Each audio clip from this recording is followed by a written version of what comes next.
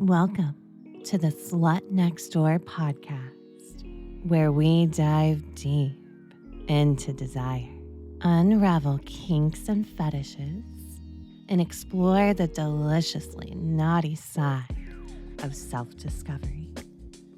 I'm Beatrix Vale, an erotic audio creator, and your guide to all things kinky and curious. So let's begin.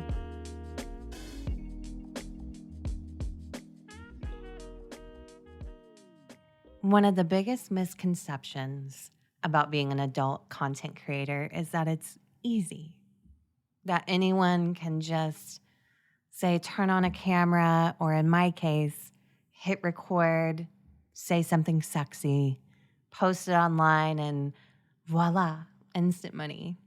And I get it. From the outside, it does look like all fun and pleasure. But what you don't see are the hours of planning, editing, marketing, negotiating, trying to keep your creativity alive, managing messages, emails. So today I'm pulling back the curtain. I'm going to take you behind the scenes of my life as an adult content creator, how I got here, what a day actually looks like, the parts that light me up, and the parts that make me want to throw my laptop out the window. If you've ever wondered what it's really like on this side of the screen or the mic, this episode is for you. So let's get into it. I'm going to first talk about my origin story. So, how I first got into adult content creation. I believe I've explained it on this podcast before, but I will explain again.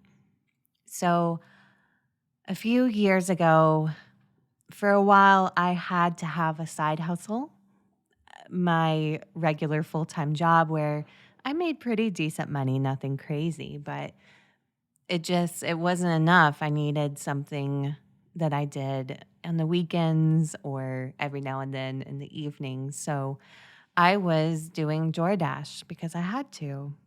And I got really tired of doing DoorDash very quickly. So I went online and searched up for side hustle ideas. And I came across an article about women selling their used panties. And I was like, what? I'd never heard of that before.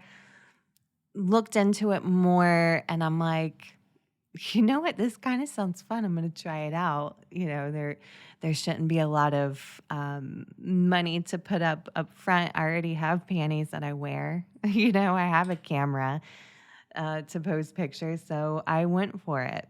I found a site online to sell my panties, and it opened up my worldview. I had no idea that this whole online sex work ecosystem lived online. I had no clue. Of course, I knew porn existed, but I didn't know about everything else like phone sex and, you know, obviously selling used panties, sexting, no clue.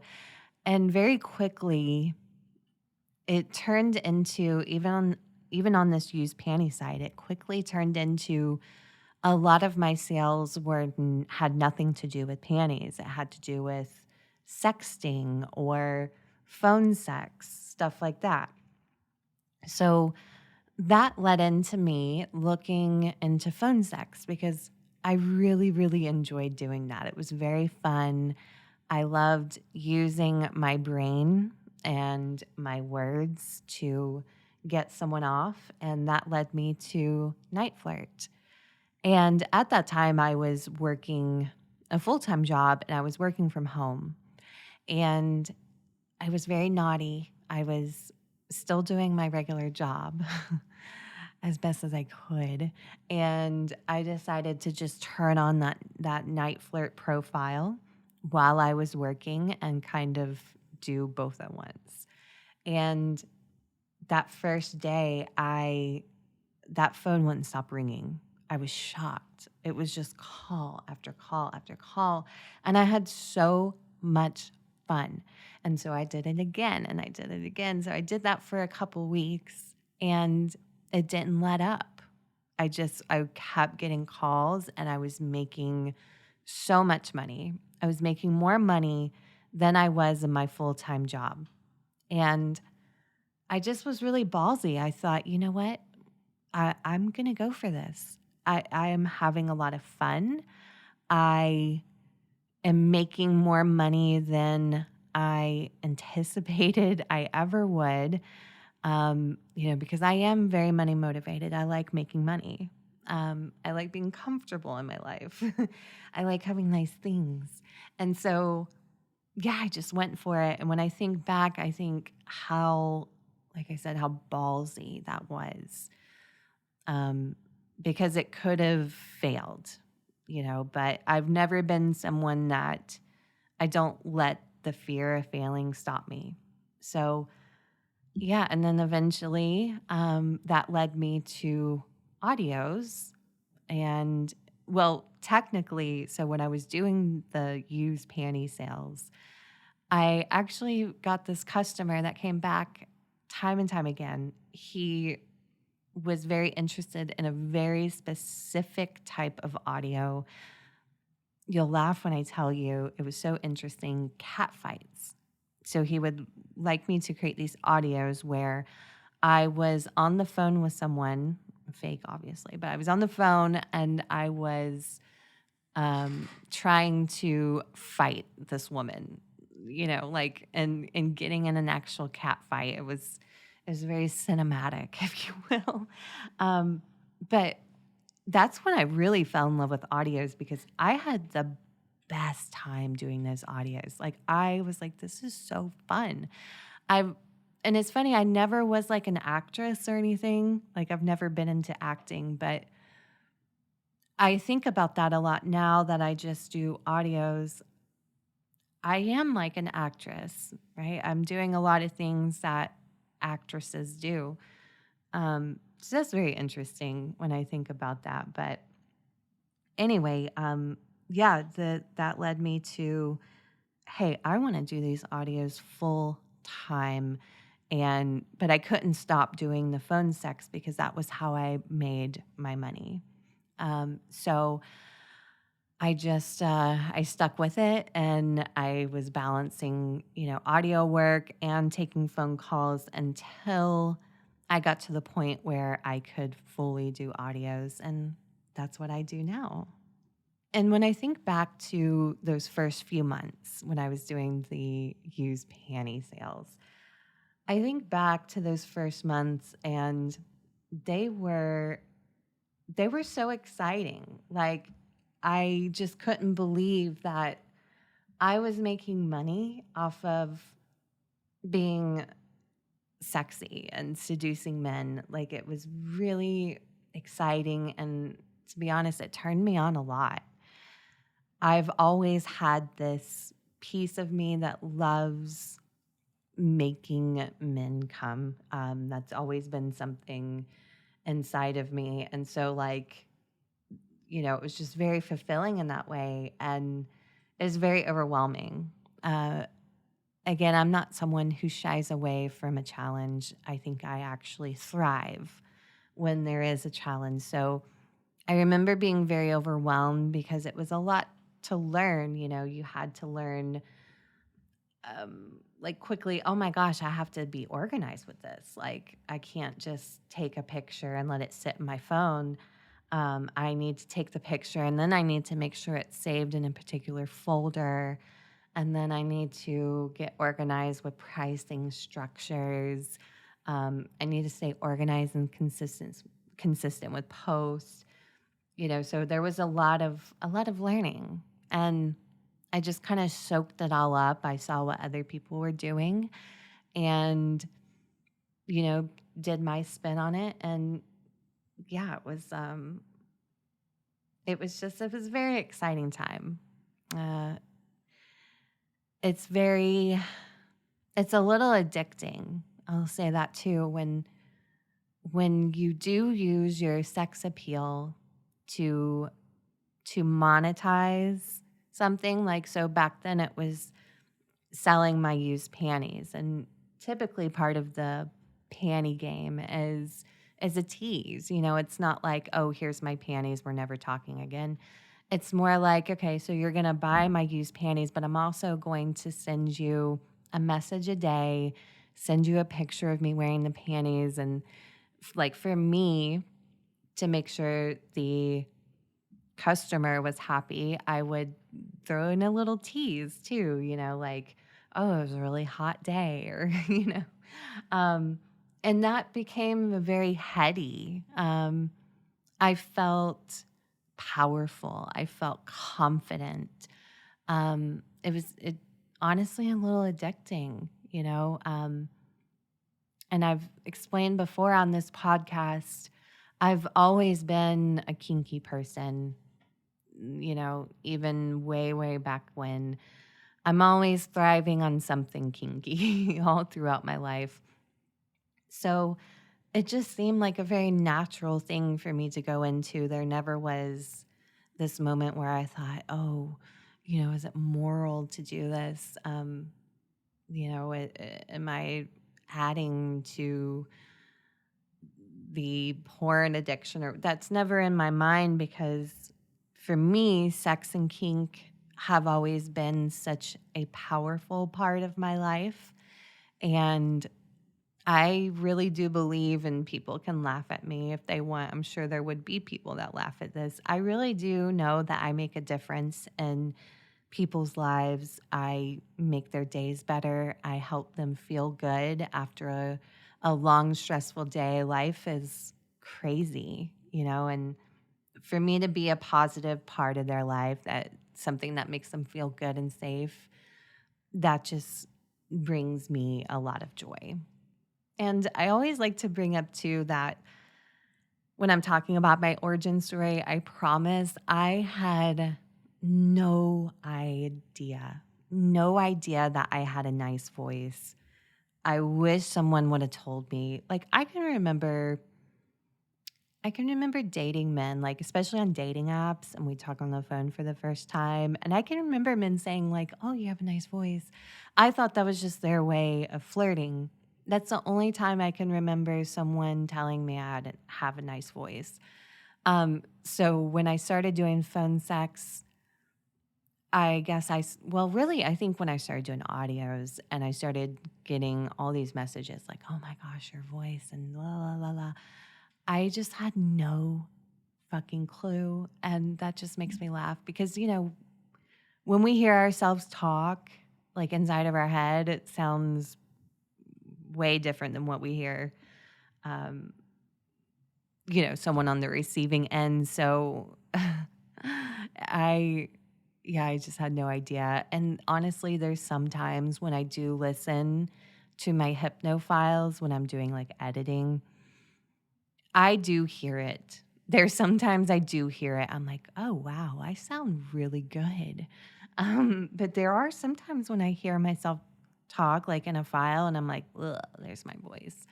Um, so yeah, I definitely am thankful for my voice. I think that's, you know, helped me. But, you know, part of this episode too, I think it's going to prove that even if you just have a nice voice, that can't carry you.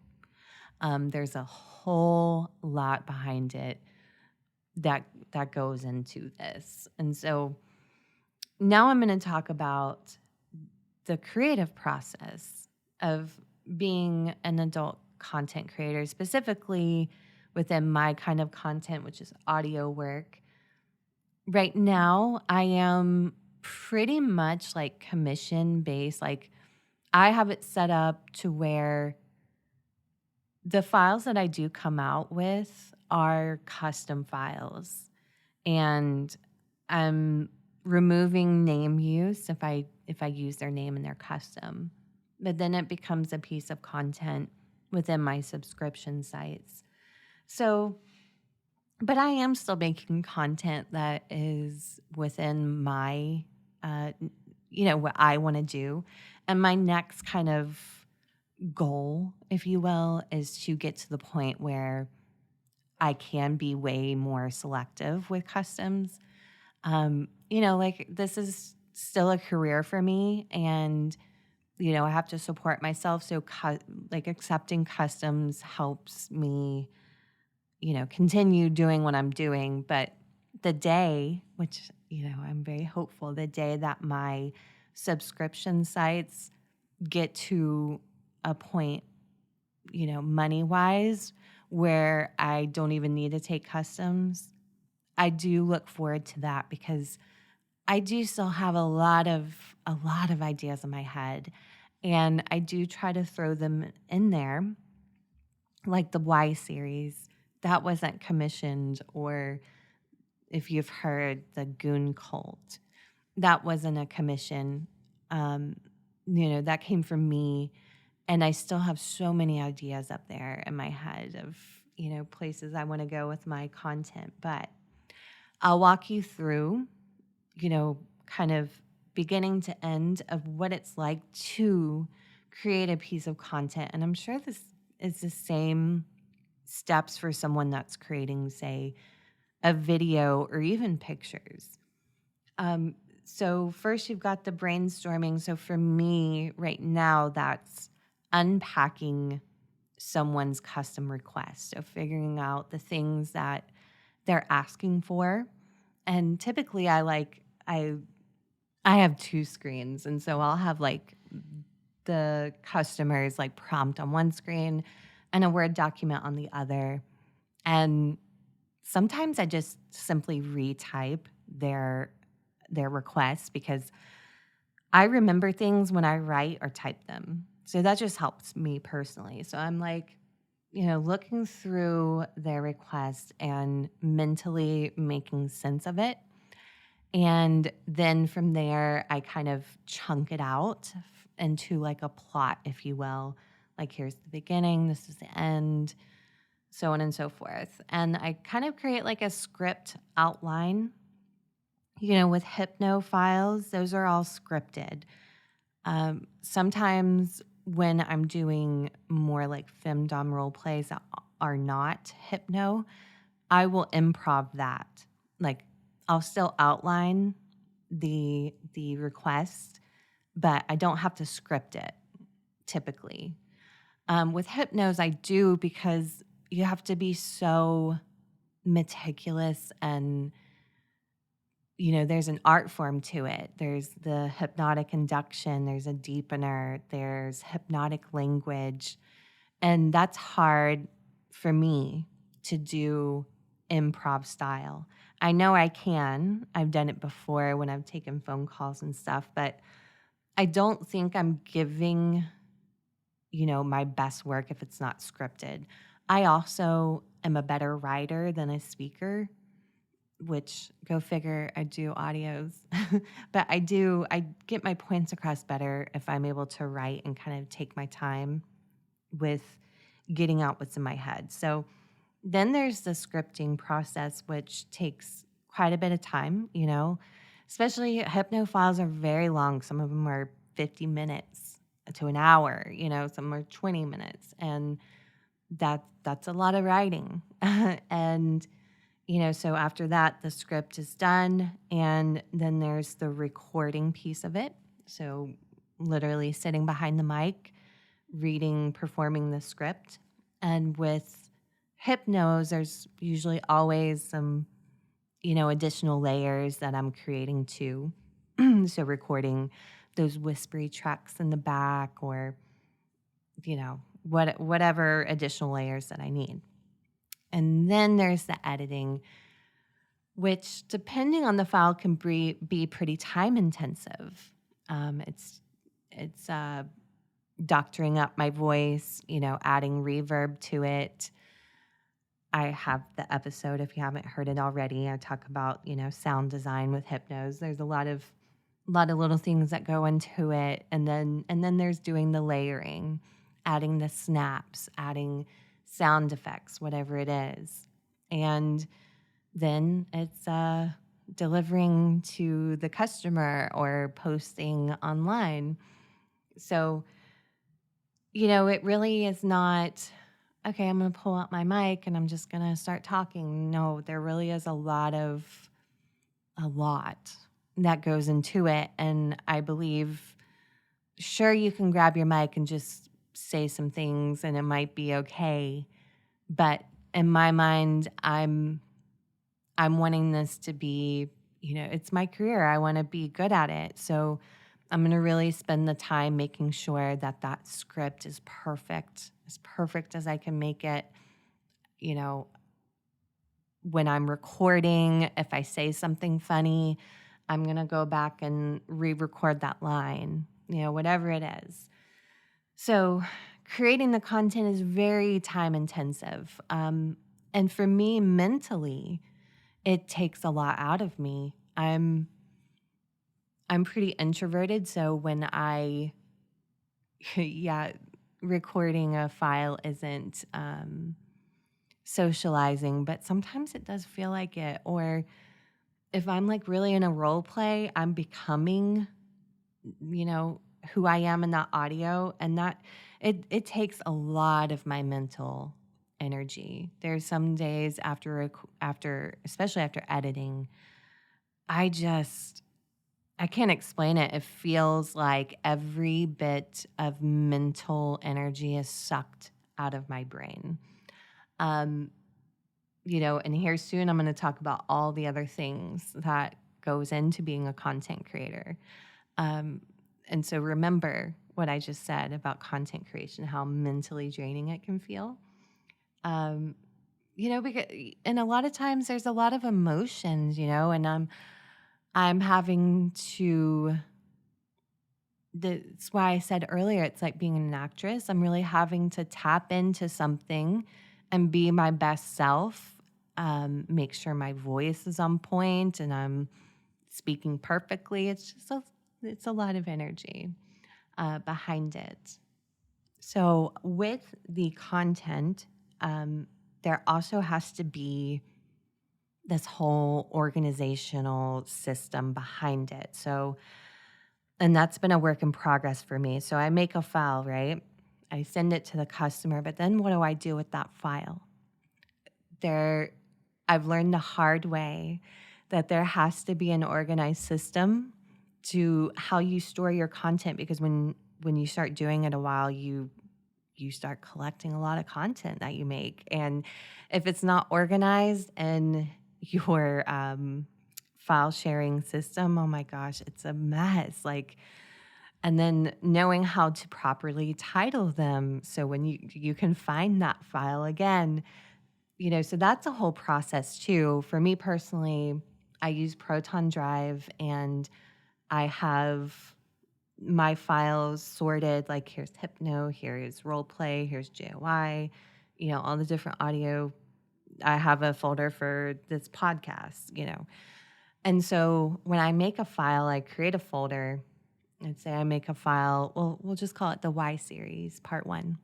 There's a folder that says Y series part 1. Inside that folder, there's the file. Inside that folder, there is the script.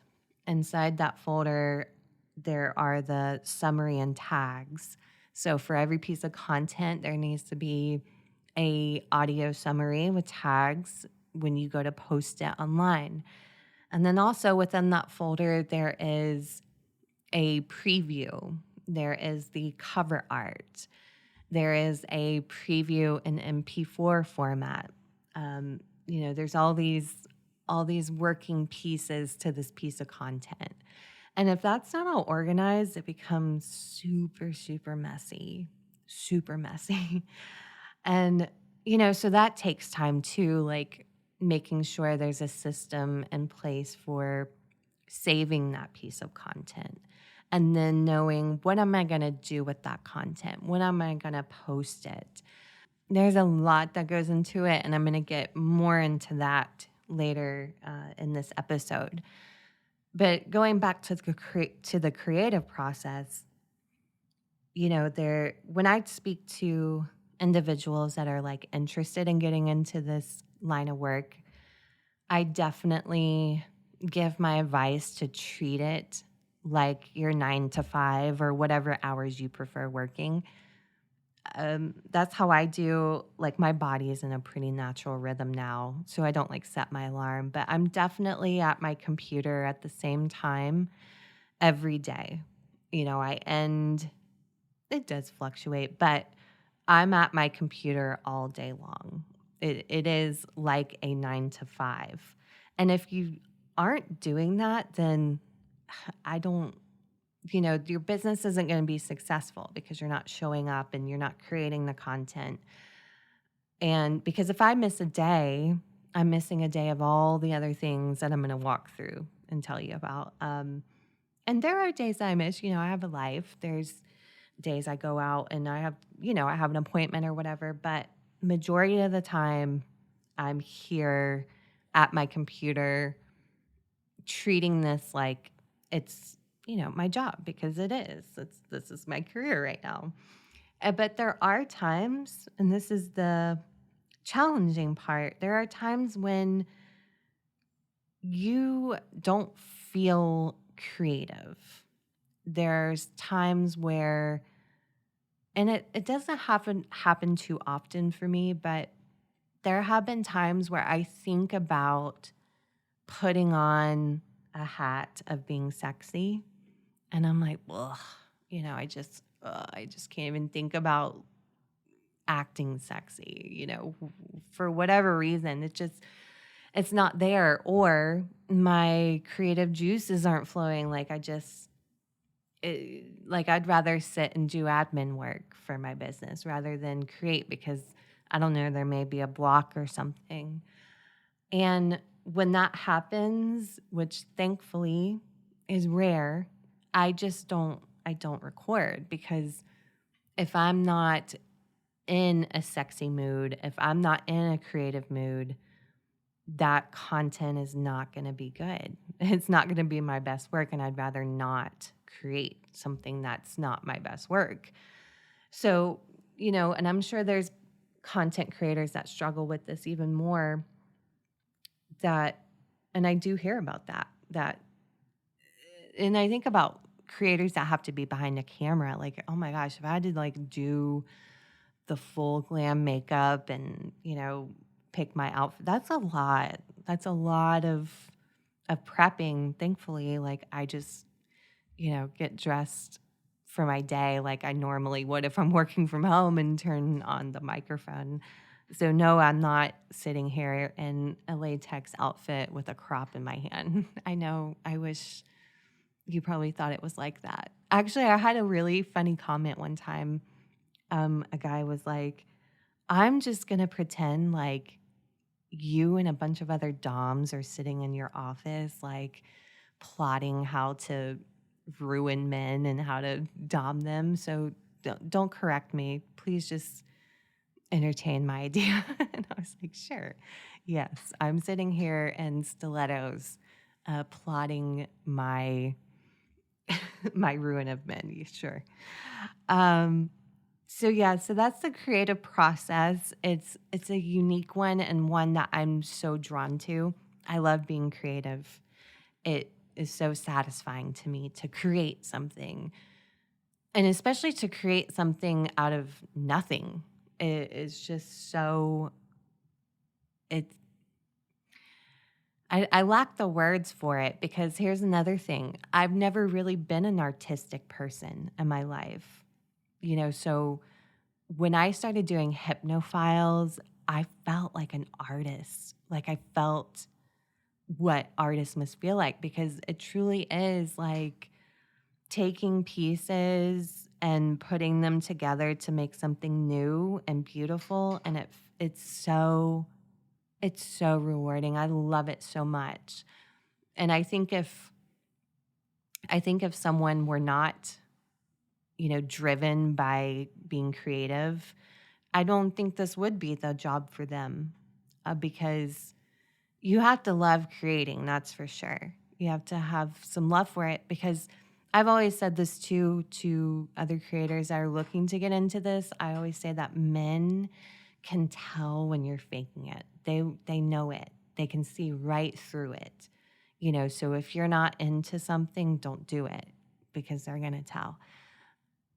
There's a piece of authenticity that I think that makes someone a good content creator because I am into the things that I create. I'm personally turned on by them. They interest me. They fascinate me. I want more of it. I love talking about it. And I know that that probably comes out in my content and what makes me successful because,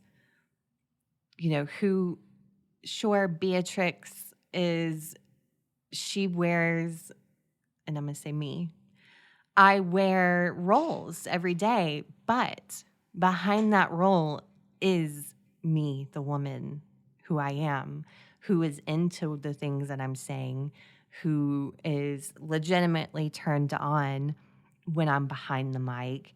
And I think that comes through when you create content.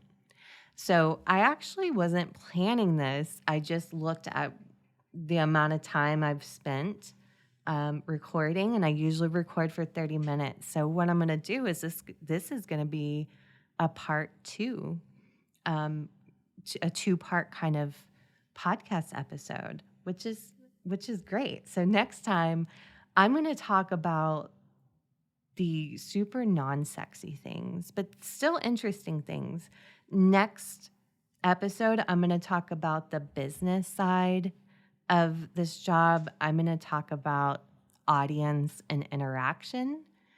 I'm going to talk about, how I manage burnout, or how I avoid it rather, how I protect myself. And then I'm going to talk about emotional and personal impact, because this job has truly changed my life in really positive ways. This actually, looking at my outline here, this actually might be a 3-parter, because I'm also going to talk about myths versus reality, and finally give advice for aspiring creators. So stay tuned for those next parts. I think you guys are going to like to hear my honest, raw take on, what it's like to do what I do. I'm sure. And I'm sorry if you listen to this and I ruin your vision, like that I'm, the sexy mommy dom wearing a sexy little tight latex dress and, getting myself off all day. And, my feet are propped up against some slave who's kneeling on my floor. I'm sorry if that's your vision of me. Because through all of these, you're going to realize that that is far from the truth.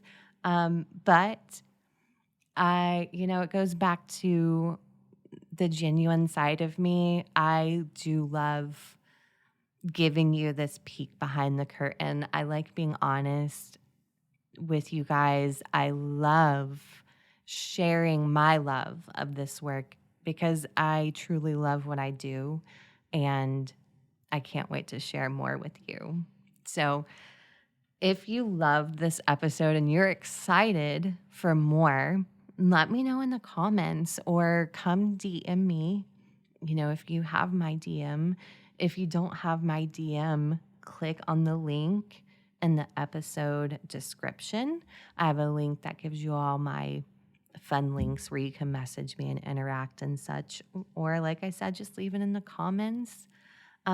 If I am not covering something you're curious about, let me know too, and I'll adjust my plan. I love hearing you guys' ideas. Sometimes you guys have better ideas than me. But I am going to wrap it up there. I hope that you have enjoyed seeing, getting that peek behind the curtain. And I will be giving you more of that peek next week. And that's a wrap for this episode of The Slut Next Door, where we dive deep into the raw, unapologetic truths of human desire. If you loved what you heard today, make sure to subscribe and turn on notifications so you never miss a juicy moment. Want to connect with me outside the podcast? Click the link in my bio where you can find lots of juicy content and options. Until next time, I'm Beatrix Vale, your Slut Next Door. And I'll see you in the next episode.